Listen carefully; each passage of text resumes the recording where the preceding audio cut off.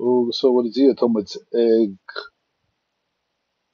tafod o henne féin ni bheith sin má slean tá mé ag tástail an seo sin méid fechan cin sort caiid an fuime a bheits agam os glói mé an checks a bheits mé á léamh daoibh um, in iris leabhar na Gaeilge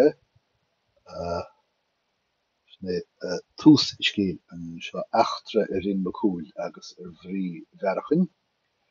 nílann scéal roihád a chuig mu de nóid cúpla nótaí ba dhí Seosamh Laideach a scríb síose áit a ginnte go go mún mídar silín cin áit an deall ach de gná bhíoh sesin ag bailú scéalt gan do bhuiineáin go bhis domsa ach is deas a scéal seo bheit hagan agus ba mé á léamh sa chéad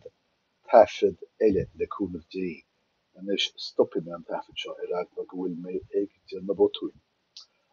nó ar ag le go bhfuil an caiite na leiscin gohfuil a caiite an fuime ú fásach nó go ar ag le go bhfuil muid sa channel mí cheart Canéal bailach chathe go bhfuil focail is fear mar sin. Ok, slán tá bhfuil